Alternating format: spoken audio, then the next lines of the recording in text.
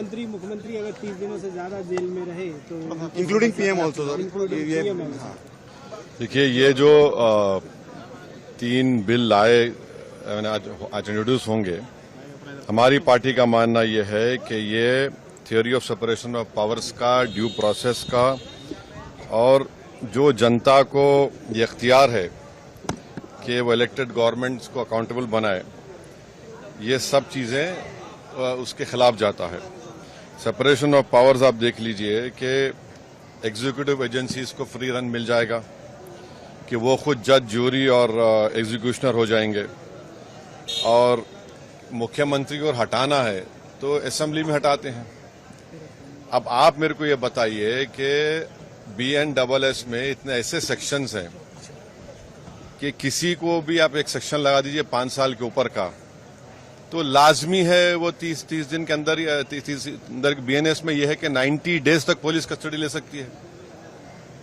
तो ये मेरे ख्याल से ये 1930 का गेस्टापो मूवमेंट हम भारत में देख रहे हैं, कि जिस तरह वहां जर्मनी, उस वक्त के जर्मनी में गेस्टापो को बनाकर एक पुलिस स्टेट बना दिया गया।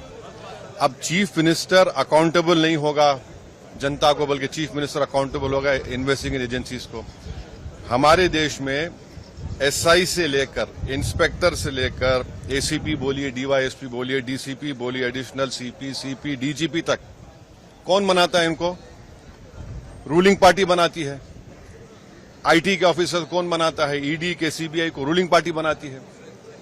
आप बताइए फिर कहां इंडिपेंडेंस रहेगा इन लोगों का? आप कैबिनेट के 6-7 लोगों को केस लगाइए, 30 दिन डालिए अंदर जेल में, गवर्नमेंट गिर गई उनकी। तो ये असल मकसद वो है, ये अनकॉन्स्टिट्यूशनल। अच्छा, उस बिल में ये भी है कि प्राइम मिनिस्टर को कौन अरेस्ट करेगा? प्राइम मिनिस्टर को बताइए।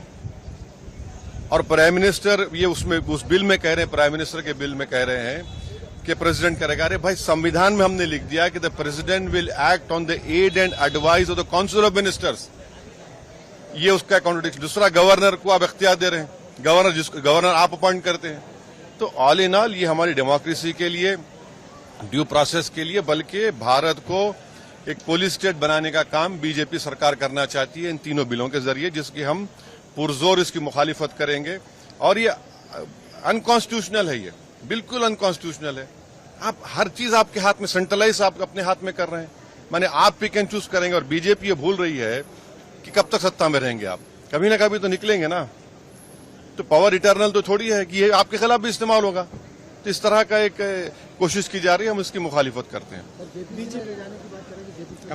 अब वो तो है उसमें, मगर हम तो देखिए अब क्या होता है अंदर में। बीजेपी ये कह रही है कि जिस तरह से पॉलिटिक्स जो एक तरह से डर्टी हो रहा था, उसको साफ, तो उसमें ये कह दीजिए ना कि अगर किसी पर आरोप लगेगा तो वो रूलिंग पार्टी ज्वाइन नहीं करेगा सेंट्रल गवर्नमेंट को। आपके पास ज्वाइन कर लो, आप आराम से बैठो। भाई, पुलिस कैसा तय करेगी? जनता तय करेगी ना, जनता तय करेगी। जनता मुझे क्यों इलेक्ट करती है कि मैं 5 साल के लिए जाऊं? और अगर मैं अकाउंटेबल हो जाऊंगा, एजेंसीज को अकाउंटेबल नहीं होगा जनता को, तो किसका नुकसान होगा इसमें? अच्छा, कहां है इंडिपेंडेंस, कहां है पुलिस का? एक सेक्शन लगा दीजिए, सेडेशन नहीं है, मगर एक सेक्शन है BNSS में 30 दिन छोड़िए, 30 महीने में बेल नहीं होगी। ये चीज चक्कर है, गवर्नमेंट गिर जाएगी, कई गवर्नमेंट गिर जाएंगे।